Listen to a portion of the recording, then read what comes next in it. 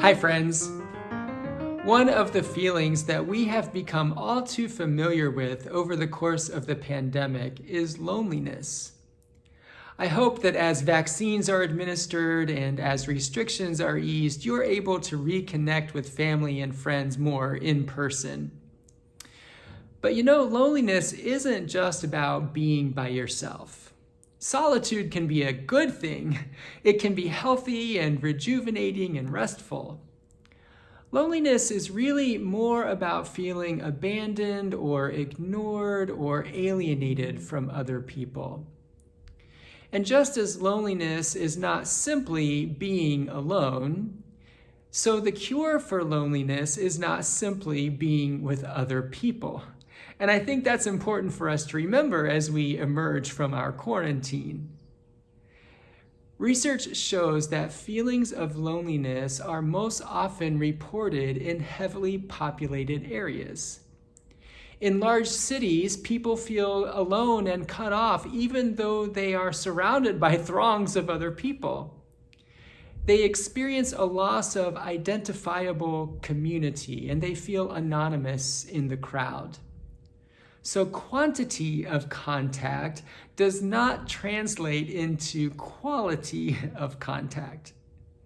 In other words, it's not the number of people around you, but it's the personal, genuine, intimate relationships that make the difference in a lonely life. One true friend is better than 10 fair weather friends. I was thinking about times in my life when I have felt lonely. And the one that comes immediately to my mind is when I very first started college. It wasn't the first time I had been away from home. It wasn't the first time that I had been somewhere by myself where I didn't know other people.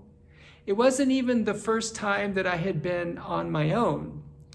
But all those other experiences were short-term, 1 or 2 weeks at a time.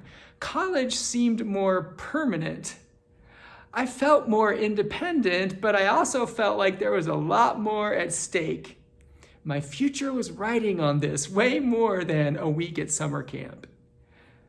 In those first few weeks of college, before I really formed solid friendships and before I became involved in campus life, I watched other people around me succeeding academically and athletically and socially, and they seemed to do it with no effort at all.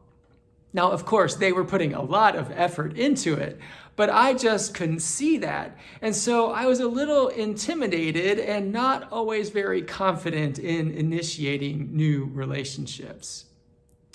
Well, it turns out that my experience was not unique.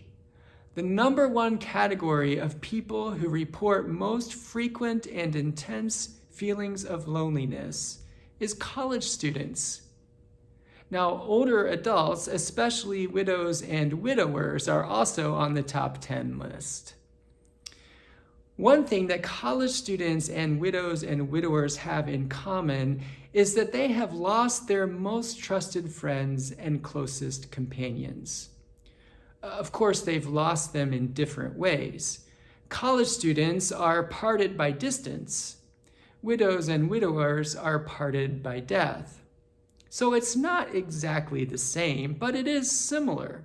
The people who had been by their side through thick and thin, good and bad, expected and unexpected, are no longer there. As we have all experienced in this past year, it is a very lonely feeling to be separated from family and friends when things get rough.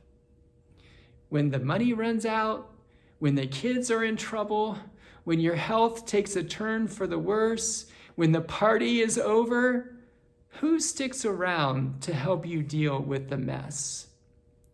Well, tune in tomorrow for the answer to that question. Spoiler alert, it's Jesus. Thanks for tuning in today. I'll see you tomorrow.